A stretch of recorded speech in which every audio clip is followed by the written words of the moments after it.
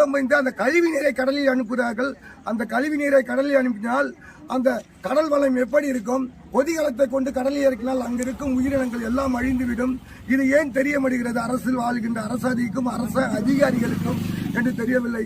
அந்த தண்ணி எங்க மேல பட்டாலே கடலில் உள்ள சொரிசரங்கு எல்லாம் வரும். ஆனால் அந்த கம்பெனி விரிவாக்கம் பண்ணக்கூடாது என்று நாங்கள் இந்த நேரத்திலே, இந்த துக்கமான நேரத்திலே தெரிவித்துக் கொள்கிறோம். தெரிவித்துக் கொண்டு சேகர் ஐயா அவர்களை பேசுமாறு அன்புடன் அழைக்கிறேன். நண்பர்களே, சகோதரிகளே, சுனாமி பேரழிவை எதிர்கொண்டு 21 ஆண்டுகளாகிறது. கடுமையான நெருக்கடியிலும் கடுமையான வேதனையிலும் உலக மக்கள் அந்த சுனாமியை சந்தித்தனர்.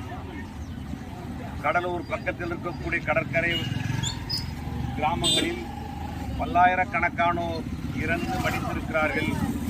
தங்களது உயிரை உடமையை இழந்திருக்கிறார்கள். 2 ஆண்டு காலம் அரசு அது குறித்து நிவாரணம் வழங்குவது என்றும் மறு சீரமைப்பு புனரமைப்பு செய்வதன் பெயரால் எத்தனையோ திட்டங்களை கொண்டு வந்தன.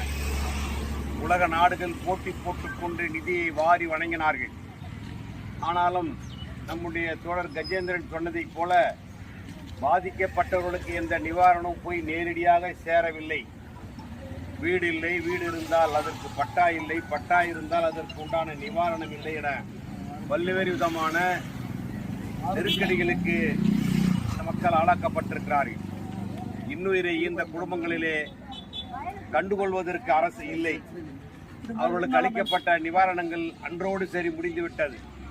இதே வருடத்திற்கு ஒரு முறை நாமும் அஞ்சலி செலுத்துவதன் பெயரால் கடற்கரையில் நின்று கடற்கரை தாயை, கடல் தாயை வணங்கி நம்முடைய சோகத்தை, நம்முடைய துயரத்தை நாம் அங்கு செலுத்திவிட்டு வருகிறோம்.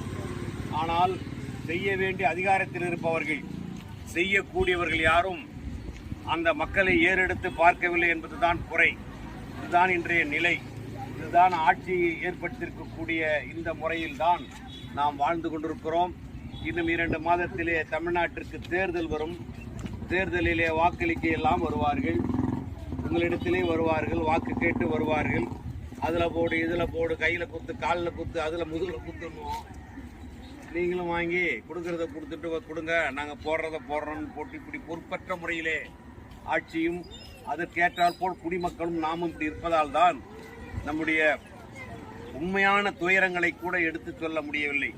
எனவே சுனாமியின் சீற்றம் என்பது மிக கொடுமையான எச்சரிக்கையை நமக்கு விடுத்திருக்கிறது.